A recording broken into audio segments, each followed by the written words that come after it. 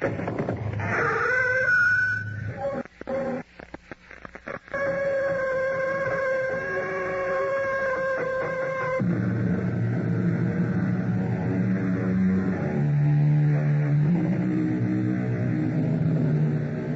in. Welcome. I'm E.G. Marshall.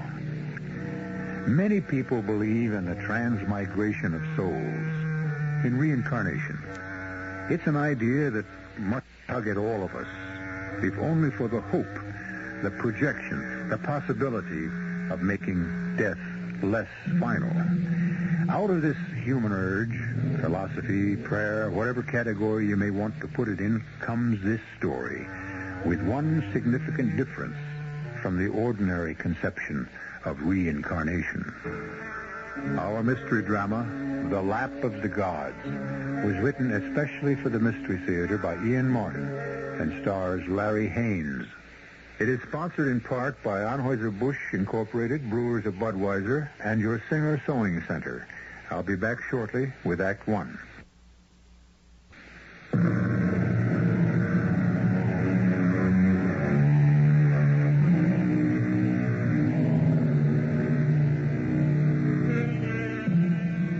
The theory of the transmigration of souls has been variously ascribed to the ancient Egyptians, Pythagoras, Plato, an early Christian sect called the Metempsyche.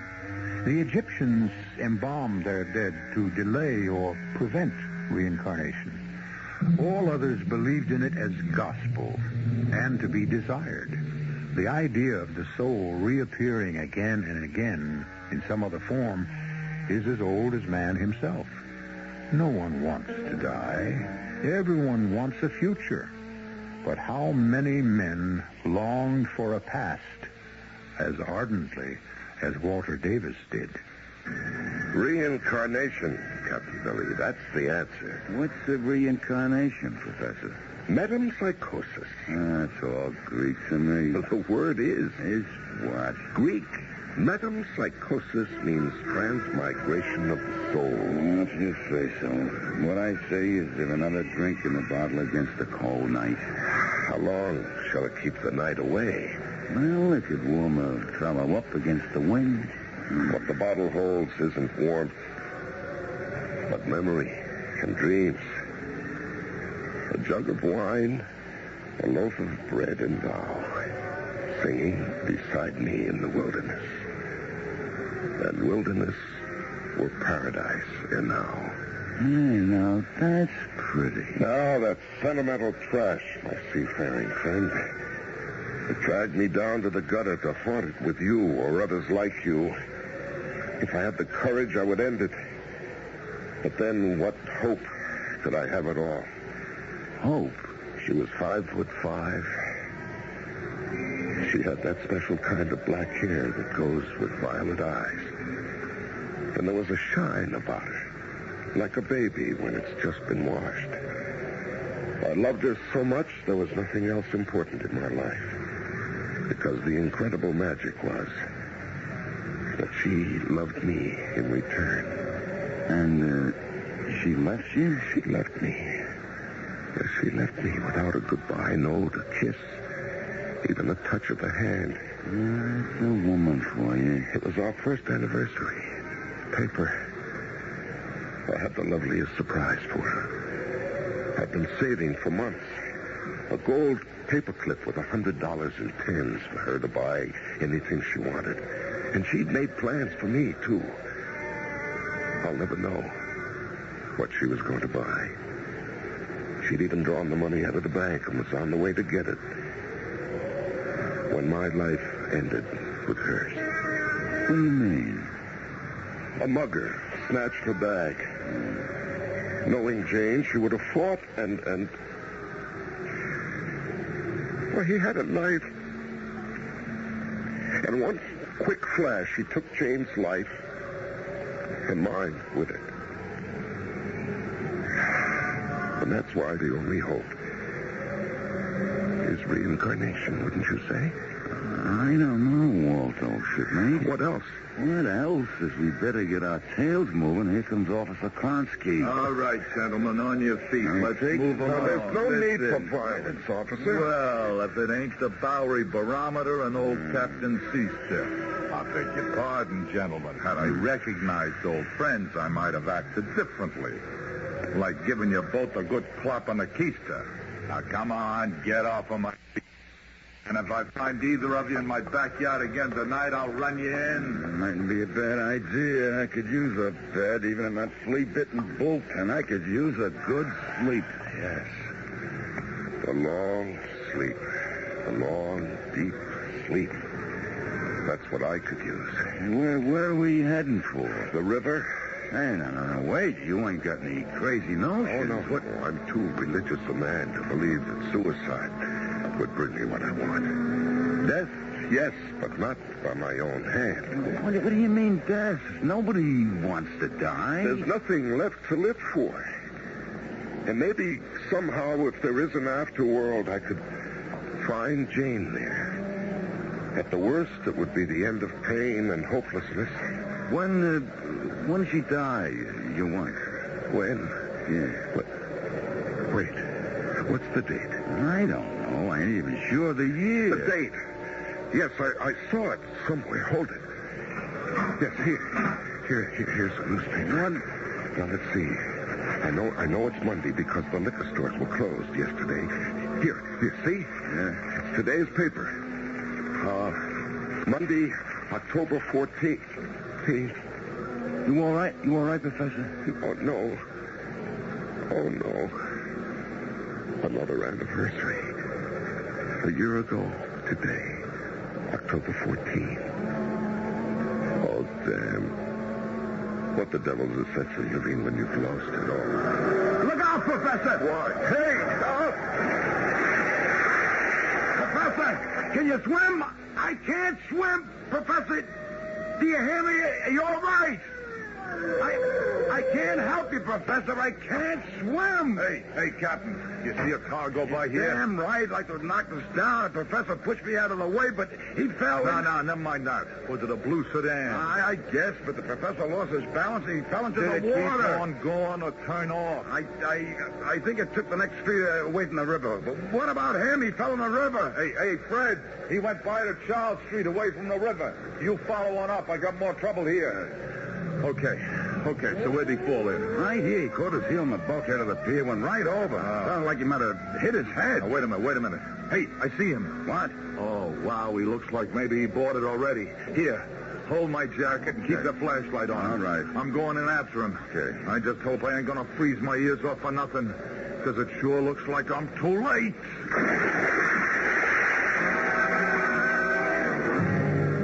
I remember pushing the old captain out of the way of the speeding car, and then losing my balance and staggering out onto the wharf, my back to the river, and the bulkhead catching me at the back of my knees, and falling as I did. The pain through my head as it struck a piling, and the water cold and dark as still as I sank deep down toward the mud on the bottom, blacker and blacker, till the whole world was black and came to an end. Well, how is he? Nice? Well, officer, they got the water out of his lungs. He's breathing again. But that was some bash on the head he took. He's in deep coma. Yeah. Is he gonna make it? I don't know. Pretty cold water, wasn't it? Any colder, you could have played ice hockey on it. Poor guy. Shape he was in, the cold was enough to do him in. What's his name? Who knows? A drifter like that. They called him the Professor on Skid Row. No identification on his clothes? No. Just a wedding ring that said, "With this ring, Walter. 10/14/74. Oh. Doesn't he have a wife? Well, the only person I ever seen him with was this broken-down old wino they call the captain. Probably the dame walked out on him. Crazy world, huh? You can say that again. I mean, here's a guy trying to drink himself out of this world because it sure don't mean much to him. And here's me risking my risking my neck to save him, and a whole hospital trying to save his neck when he probably don't give a damn and would rather be dead. That's life, officer. Somebody sure dealt the professor a bum hand. I wonder what's going on in his noodle right now. Nothing. How do you figure? Because even if they pull him through, his brain is damaged so bad he might as well be a cabbage. He wouldn't be any better than a half a man.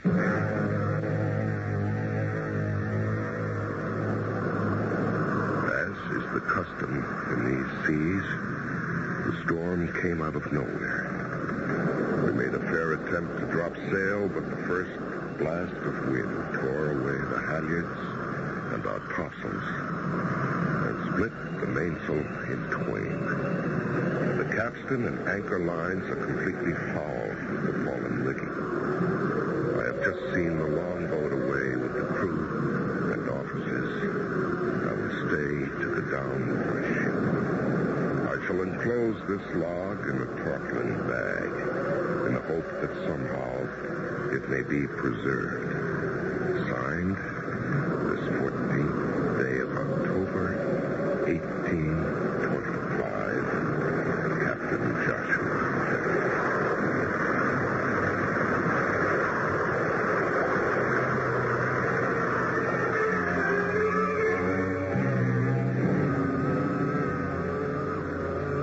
Did you get the sailmaker's thread and a needle, Jane? Here, Father. We'll have to close this wound to staunch the bleeding. Were the Kanakas able to save anyone else? The surf was too heavy. The boat smashed to pieces on the reef. All aboard lost? Save only the captain. Hard put to it to save his life. God is merciful. We will need all his help. Thread the needle. Yes, Father. I only pray he remains unconscious till I can cauterize the wound. Is the poker hot? Not hot enough yet. Oh, he is a handsome young man. Must we disfigure him so? How else may I stop the bleeding? Malama do that. Malama have ancient herbs from the islands.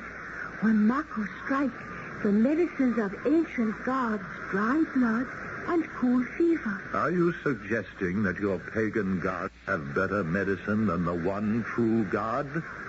I know only this paste from ground up leaves will heal with the holiest herbs. No, Malama. You resist all our teaching. You cling to heathen beliefs and witches' fetishes. But some things that belong to the islands are more powerful magic than any you bring. I think he's coming around, Father. Oh, don't hurt him any more than he has been hurt. What is it? Where am I? These are the Sandwich Islands. Where? Why is it so dark? Rest easy, Captain Fenright. You are in good hands. I am the Reverend Elihu West, and my daughter, Mistress West, is with me. Lie quiet while we minister to your wounds. What did you call me? Captain Fenright. What is this? What's happening? I'm not Captain Fenright. I'm Walter Davis. The Sandwich Islands. They're on the other side of the world. And why is it so dark? Is it night? No, Captain. It's high noon. Then why can't I see anything? Oh, hush. You've been hurt. Hurt? I'm blind, I tell you, blind. Oh, Lord, what is it? Am I dead? What's happened to me? What?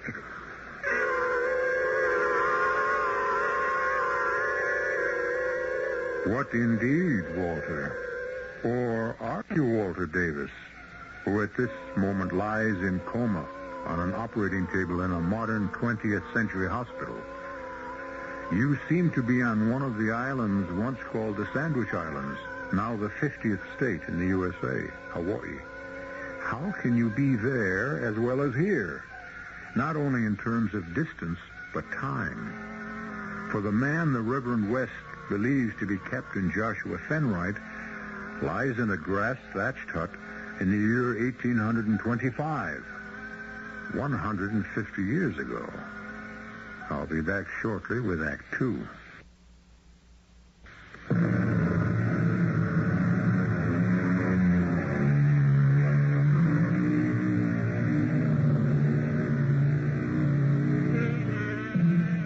In 1975, the body of Walter Davis lies in deep coma in a United States hospital. Some 7,000 miles away, in the same month of October, but back in 1825, on the island of Maui, lay Captain Joshua Fenwright, just regaining consciousness after the sinking of his ship. In no respect, in place, in time, in appearance, can these two be the same man? And yet, while the man who lies in coma has no thought process, the one on the Hawaiian island believes himself to be that man, who will not be born for over 125 years. I repeat, in no respect can he be the same man unless you believe in reincarnation. Oh. Captain Fenwright, let me make some more cloths for your head. Jane, Do you know my given name? your voice. Oh, it can't be. And yet, how could I mistake it? Why should my voice tell you my name? After all we've been to each other. What color are your eyes? My mother used to say that they were like... Like violets. Yes. And your hair is black and hangs to your waist. Indeed, it does not. It is drawn back and tied in a bun. But if you loosened it, it would hang to your waist. That's something that only my husband will ever know. You're not married? No, Captain. You're not my wife? Scarcely. Since we are but just met. Oh, then this isn't... Of course.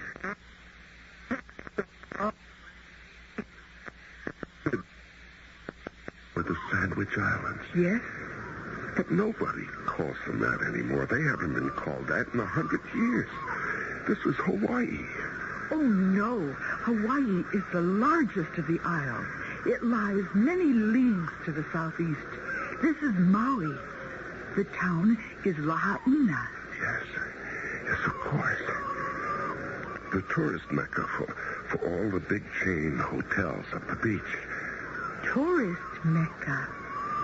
Few travelers come here except the whalers. Those ungodly men in their reeking, floating slaughterhouses, undoing all our missionary work with the natives, tempting them and their women to sell themselves, bringing disease and sorrow to these peaceful, happy shores. Oh, let me refresh the cold compresses for you. Something strange and terrible, or wonderful, has happened to me. But it's too soon to know what, or why, or when, or where. The other dark inside my eyes is coming back. And I am sinking,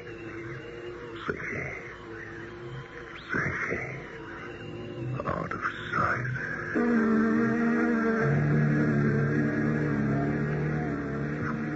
Good morning, nurse. How's Walter Davis doing this morning? Pulse good, heart monitoring well. Vital signs normal. Except... Still in coma. Yes, Dr. Field. Never opened his eyes even once. Well, let's get that dressing off his head. I want to have a look at my handiwork on that cut. I put 20 stitches in. You think he'll ever come out of it, Dr. Field? How long is it now? 6 days? This will be the 7th. Hard to tell. No way of knowing how serious the brain damage is yet. Scar will heal nicely if he recovers. I may take those stitches out tomorrow. You're still a handsome man, Walter, whoever you are, if you ever make it.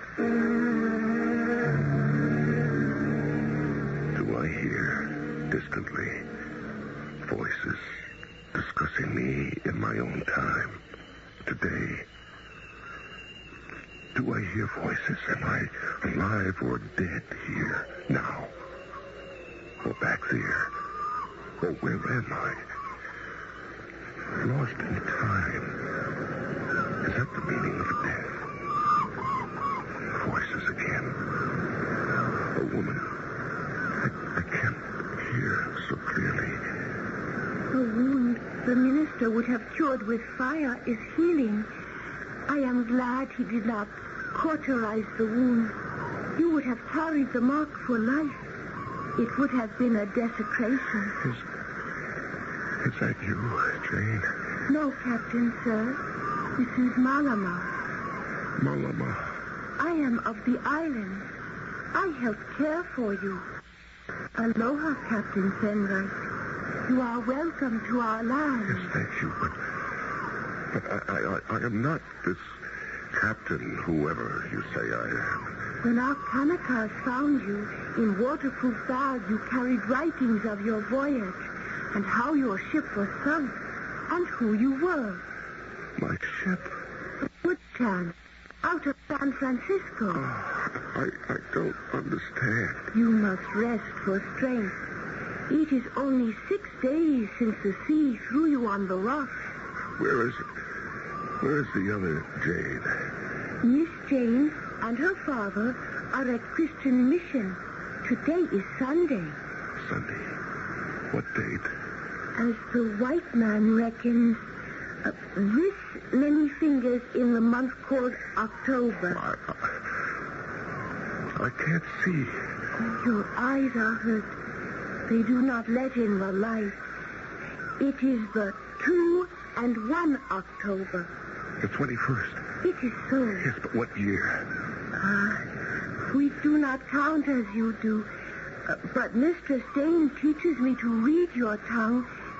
Here the minister keeps a picture of the passing days. And the top is a year. A 1, an 8, and a 2, and a 5. Still 1825, as Jane said. But how? It is impossible. Where is Jane? I want to see her. I must talk to her. I will bring her to you when the worship is over.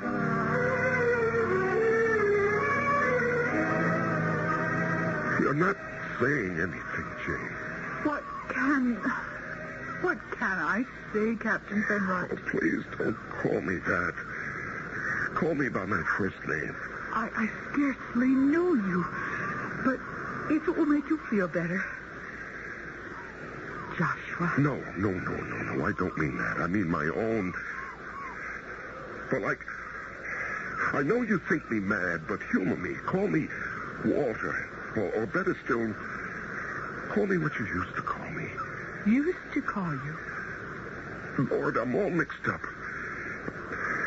Please, call me Walt. Very well. Walt. But you mustn't excite yourself so. You've been badly hurt. What happened? What happened to my head? You have a dreadful cut from a coral reef. Or whatever I hit when I fell into the river. Is it deep? Oh, yes. Did someone suture it? Beg pardon? Was it closed? Oh, yes. I sewed it together with sail thread. Sail thread? Were any antiseptic precautions taken? Sulfur, penicillin? Was the wound cleaned out? My father wanted to cauterize it. Oh, good Lord. And did he? No. Malama brought some island herbs. I didn't... we didn't want you hurt or disfigured. The herbs seemed to still the poison. I'm not running a fever anymore. I seem to be alive. Oh, you are alive. Am I? Where? When? Why? Blind and probably at least half mad. I wish I was dead.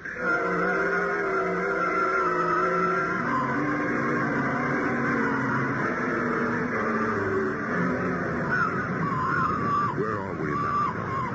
On the beach, above Lahaina. You know, it's a funny thing. I think perhaps only you might understand.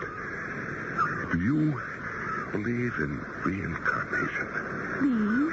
When the body dies, do you believe the soul does too? The spirit? Ah, no. It goes to join the ancestors. Yes, and do you think that it can return again in another body?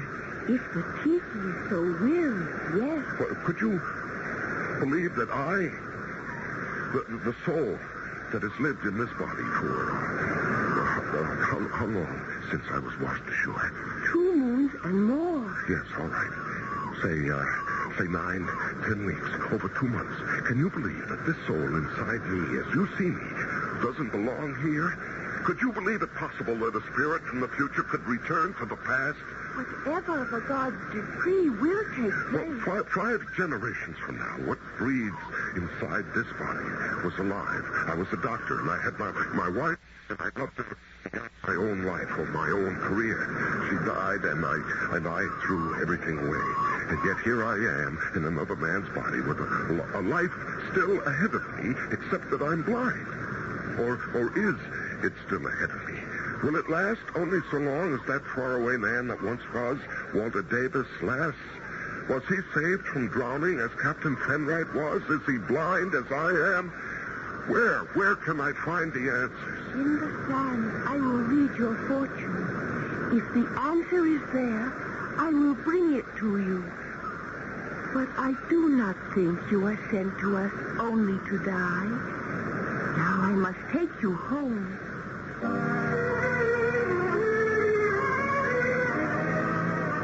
Home.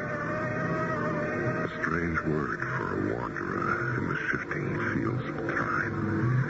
Where was home? Where did I belong? You must be out of your mind, Jane. Why, Father? I've nursed him for 2 months. Enough to know him closer than any man I ever knew. Even you. And I love him. A remarkable influence this castaway has over women. So does Malama, who has also nursed him. But he loves me. How can he love you? He's never even seen you. Still, he knows the way I look. Oh, stuff and nonsense. The fellow is only looking for a safe berth. I will not permit my daughter to throw herself away on a worthless adventurer with no prospects and no future. How can you say he is worthless? How can you say he is anything else? First off, the man is either a colossal liar or a madman. Second, he is blind. I have no intention of letting you hang him as a cross about your neck. Do I make myself clear? Quite clear, Reverend, but you needn't have worried. Within a day or 2, I shall be leaving you. Have no fear about that. A moment, Captain, or whoever you are. I have no wish to be less than a good Christian. No man of the cloth can turn a blind man loose in a strange land. You won't be turning me loose. I am in a strange land, out of my own time, but I feel I'm being called back. Called back? For what? To die.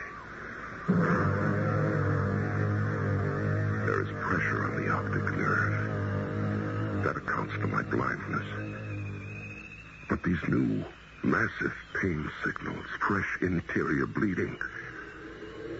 Is this body I now inhabit this Captain Joshua Fenright who is dying? Or my own body that lies in the hospital 5 generations from now? Life supported only by the magic of modern science.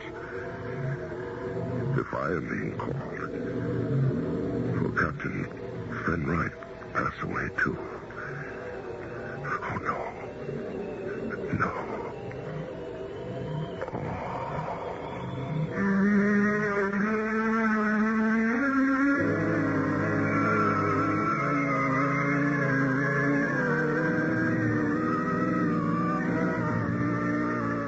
Is that the end of this strange fantasy? Has Captain Joshua Fenright at last succumbed to his injuries? And is he dead? And if he is, has his reincarnation, or the man we know as Walter Davis, died too? I shall return shortly with Act 3.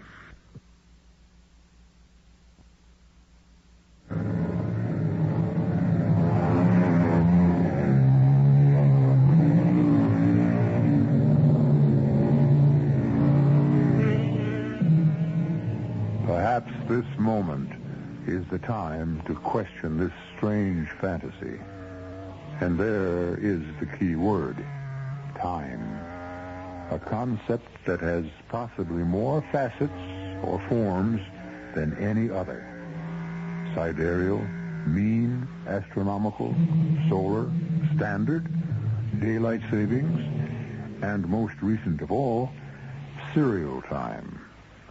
The classic example of that, a man in a boat passes this point in the riverbank now, and that point later.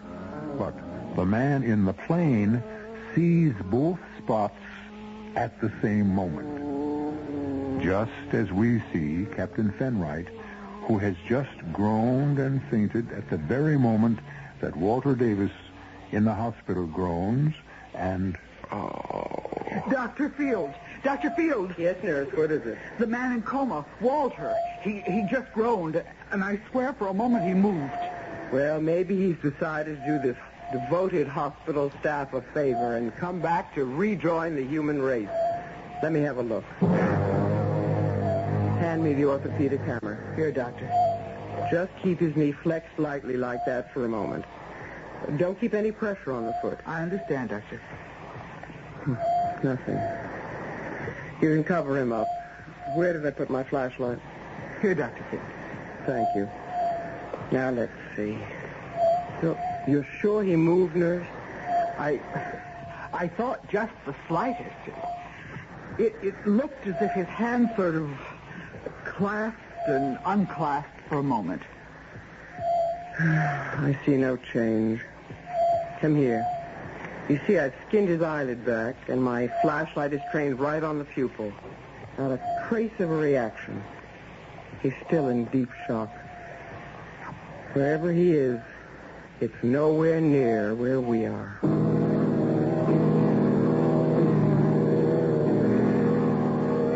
So near the verge. And yet I still pull back. Why? Why, when it is really the only way out? And yet there is Jane. If I could only unlock my eyes and see again, I know it would be my Jane. But I am not to see. And her father tries to protect her, and he's right. I have no right to tie her to my lack of sight. No right to ask her to be my seeing eye dog for me. No right. Why no not? right. Why not? Jane. Yes. Jane, are you there? Oh, that's a silly question. I can sense you. I can hear you. Then you heard my answer to what you said. I don't know what I said. You said you had no right to ask me to be your seeing eye dog, whatever that is. But if you mean your guiding light, I answered, why not? It wouldn't work. It wouldn't work, Jane. It wouldn't be the same. Wouldn't be the same as what? As it was with us. Oh, no, what's the use?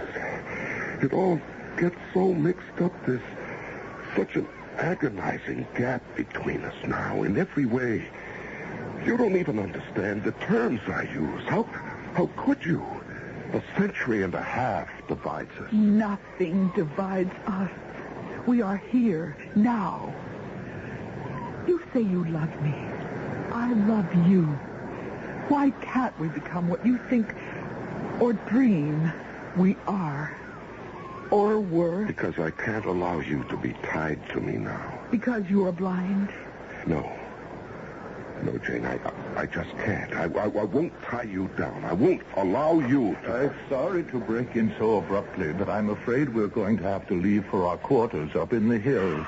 The whalers are back? Yes, the godless, wanton destroyers. We give them the freedom of our seas and our harbors, but that is not enough. Once again, they will be ashore to pillage and rape and destroy. Why don't you stand up to them? It is not the islanders' way to fight, nor those of us who have devoted our service to God. Let me talk to them. No, you don't understand. When these men reach shore, they are no longer humans. They are animals who run wild.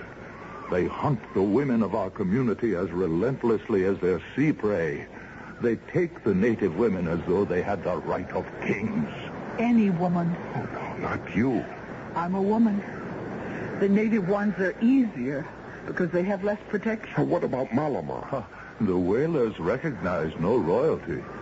Where is she, by the way? I think I know where she has gone. Then go fetch her quickly. We should take her with us. And you must face the fact, Captain Fenright, that no one of us is safe now that the whalers are back.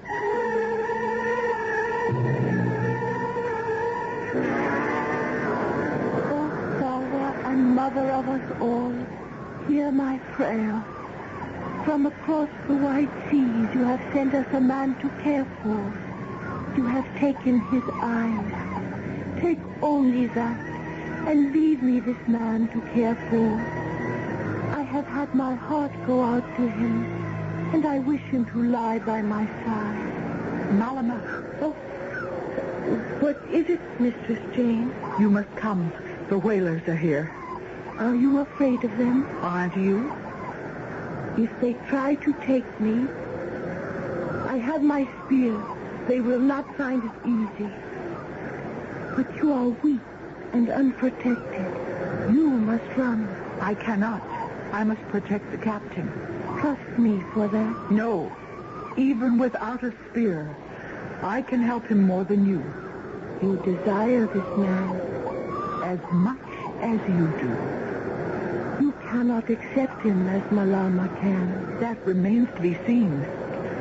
For the moment, we must all run. Left alone, a strange thing has happened to me since that last wave of pain. Somehow I seem less connected with my future. My brain is going through some process of clearing. Wherever I am in time or place, I'm more conscious of what's going on. Didn't Jane get back? No, Rutherford. We've got to get out of here. The crews coming ashore are worse than ever. I've tried to reason with Captain Carter, but this time he's as drunk as most of his men. Captain Carter? Obadiah Carter, a great ox of a man who controls the whole fleet by his sheer physical strength. Well, perhaps I can talk to him. It may be if I'm not who I think I am, he might recognize me. And two birds could be killed with one stone. I am tempted to risk it.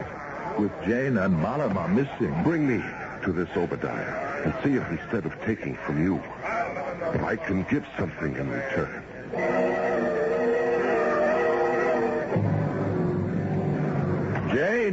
Jane, over here.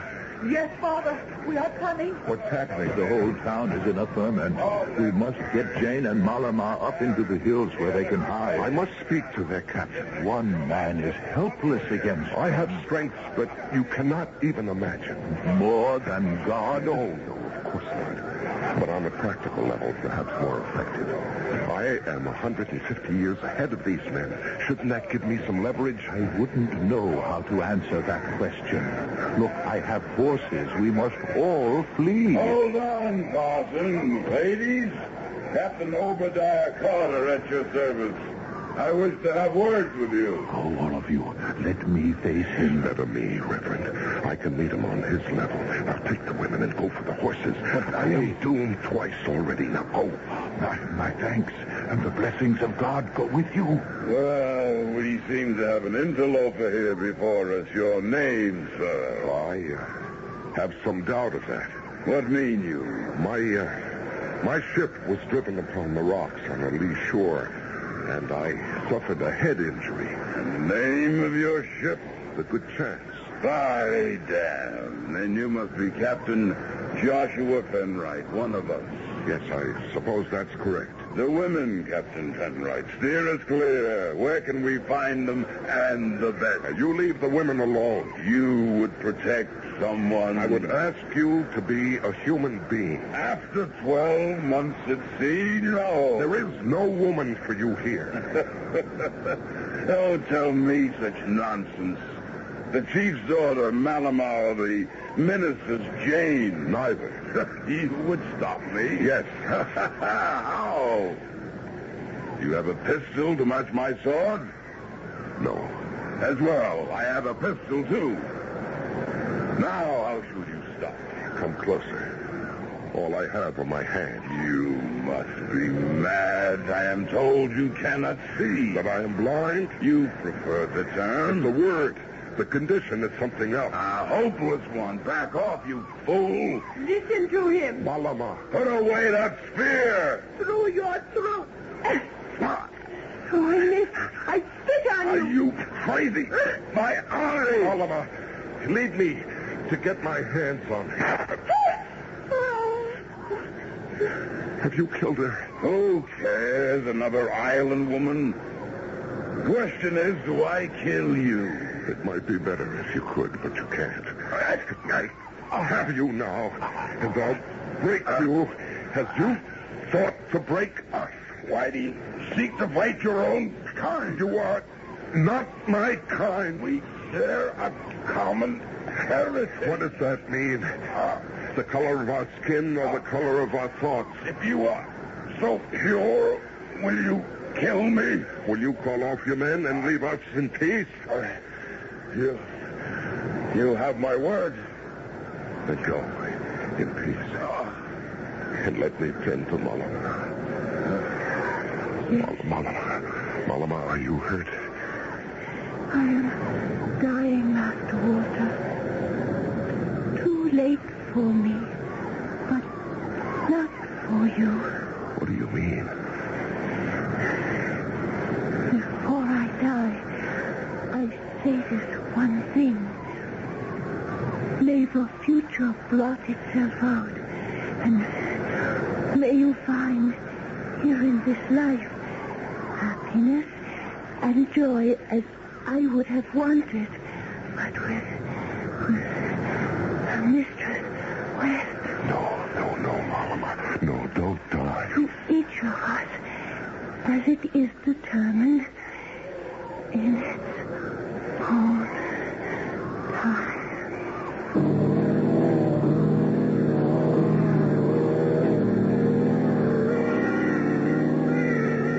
I held her in my arms. I felt a common experience shared. Cut everything off, nurse. Heart, lung, monitoring system, intravenous feeding, catheter, the works. The brain is dead. Everything else about Walter we have been sustaining mechanically. There's nothing more we can do.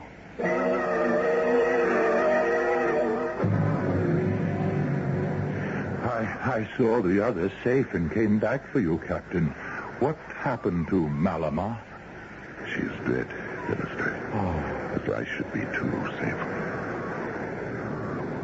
Oh, my God and Holy Lord. What is it? I can see you. I can see you plain.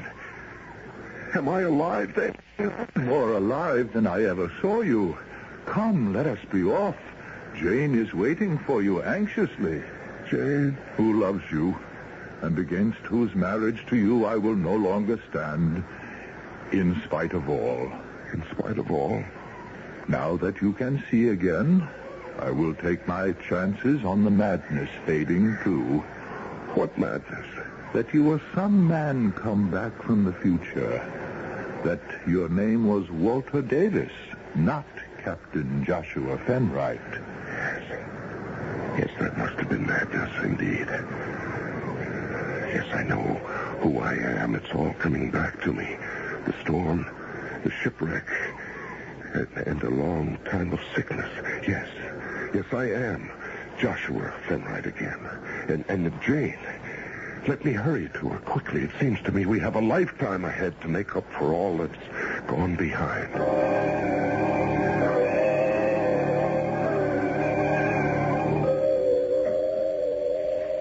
He died this morning, Captain Kelly. Oh?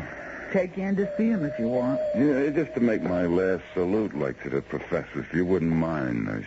Come with me. Okay. Glad to know he had at least one friend. Yeah. Here he is. Right on.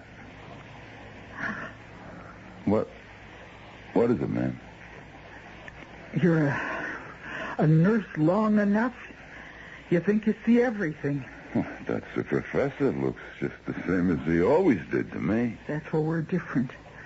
In all the 2 months he lay here in coma, from the moment he was admitted, his eyes were closed.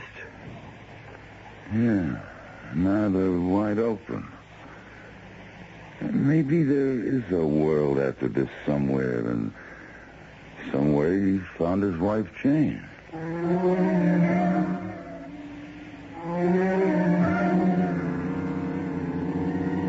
Hard to believe, yet what do we know of the afterworld, or indeed of this mysterious world we do inhabit? Can a man be two separate identities, a half a world apart, with a century and a half intervening? Remember the man in the boat and the man in the plane? In serial time, for which another word is the fourth dimension, many things are possible.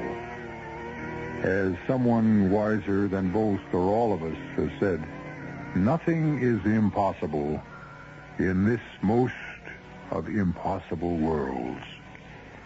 I'll be back shortly.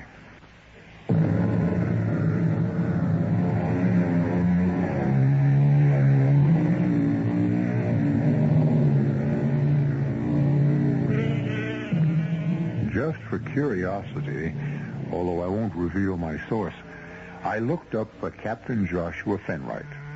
He was born in San Francisco in 1796, became a captain short of 30, and was shipwrecked on the Sandwich Isles. He married Jane West. He never returned to the sea, becoming first an import and export liaison man for the United States. Later, he became a pineapple and sugar plantationer, dying a rich and happy man, surrounded by a large family, who to this day trace their roots to him as ancestor. Our cast included Larry Haynes, Martha Greenhouse, Hetty Galen, William Redfield, and James McCallion. The entire production was under the direction of Hyman Brown. Radio Mystery Theater was sponsored in part by Sign-Off, the Sinus Medicines, and Buick Motor Division. This is E.G. Marshall inviting you to return to our Mystery Theater for another adventure in the macabre. Until next time, pleasant dreams.